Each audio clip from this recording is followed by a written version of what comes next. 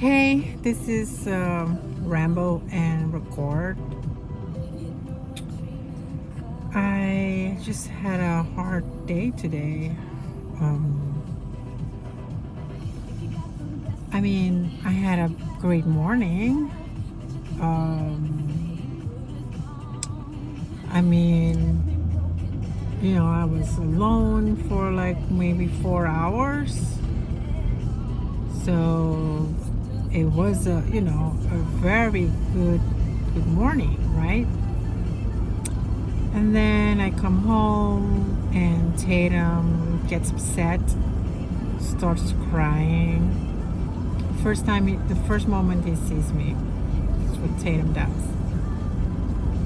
Start having a tantrum, he starts crying, starts spitting, and the sound that he makes for the spit that he sometimes tries to get out is,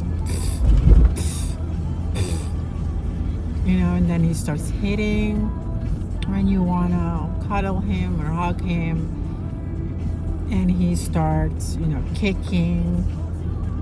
So he wanted some boobs, he wanted to fall asleep, he wanted to nap. I did give him, because I was home at around 2. Not 2 yet, but it was, almost 2 o'clock in the afternoon. And he didn't see me the whole day, so he was fine. He did call me a few times when he was on his dad's phone. So anyway, and then what happened? He didn't fall asleep. He was still a little bit moody. He was also hungry, I guess. But he was home with his dad, and his dad didn't give him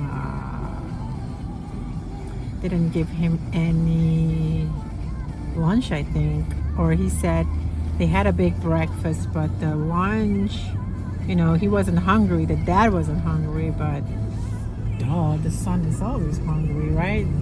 He's growing. But anyway, that's dad's logic, I guess. Mom's logic works differently.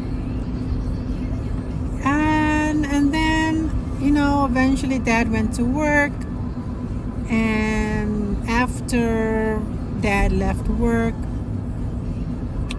Tatum, fell asleep. He fell asleep. With the boobs, yes. He did fall asleep with the boobs. And I did some stuff, but then I also took a nap.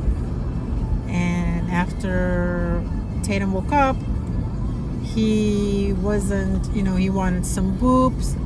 But I tried to wean, right? I have the weaning story. I tried to wean, and I told him he's not getting the boob. But I still gave him some boobs, and I said, we have to go to the chickens because, the chicken story I told you this morning.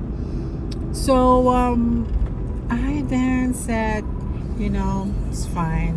Let's, he starts crying. Right after that, when I got the boob out of his mouth, because I think we woke up around 7:06 or something. And then I gave him some boobs. And then till 7:10 or 7:10, I stopped and I said, hey, we have to do the chicken tantrum. The whole time screaming and crying and screaming. And I didn't do anything. I didn't slap him. I didn't do anything. I just, was calm and tried to say, hey, let's wear some clothes. We have to go. And I gave him some space. Because every time I was inside, he runs outside. If I was outside, he runs inside. Okay. But then it was already 7:30, and I was like, okay, now we need to do something. So I did, wrestle him quick to wear his clothes, and then he was still screaming and crying, and then I did spank him. And I did say, you have to wear your clothes. We have to go to the chickens. And then I put him in the car. He was still screaming and crying. I arrived at the chickens. I did my thing. And then he was still screaming. So now we have to go home. or we have to drive again, and he doesn't want to go in the car seat. And I was like, the house is still 4 minutes. I know it's a big risk. I know it's not ideal. The police stop us. He's not in his car seat. Doesn't work like that, right? We're not in Suriname. Anyway, so I let him sit, screaming still, and I drove very fast and quick, but also a little bit of showing him that if he's not in the car seat, he will feel everything because he's not old enough, right, to balance. So then we got home. He was mad because he didn't really want to be home. I was like, yeah, but you have to sit in your car seat. What do you want? And then he saw my phone because I was texting my sister. And then I said, no phones. Then he grabbed my keys and he was like, okay, showing me that he still wants to drive. And then I saw that he quick sat in his car seat. So I was like, okay, so you do make association. He doesn't understand quite yet because he's still young, but he did make some associations. So I put him in the car seat, even though he was also still crying and screaming. But now he was a little bit more calmer. And then I was like, okay, let's see where you want to go. And then I saw that he wanted to go to the ducks at the landing. So we went there and he was kind of happy. We walked a little bit and he was really happy. He wasn't crying. He took my hands. It was still very cold because at the landing we have the Tanikomo Lake, and that is a very cold lake. Anyway, I could tell you a different story about that.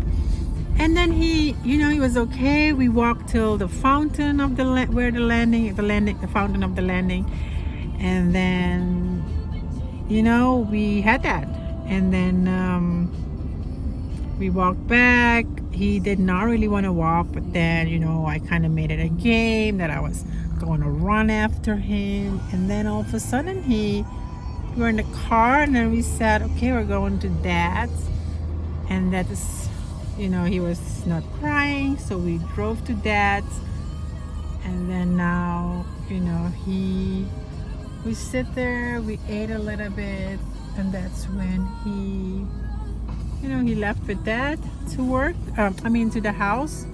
And then I am alone, and that was him. Now he's running after me to see because I'm home. It's like, oh yeah, mama, mama, mama. You want to hear his...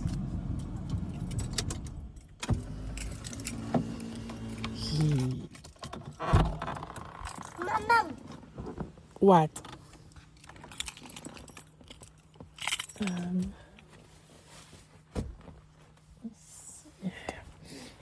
Yeah, so that was it. We ate, and now I'm back home, and I thought, it was a pretty hard afternoon. Afternoon. Yes. What? Oh, I did not drive by. Peppy. Anyway, so no. Anyway, so yeah, it was a hard afternoon with Tatum, but that's it. We are going to chat a different day, or maybe tomorrow I'll share more because now I'm home. And yeah, send me a text.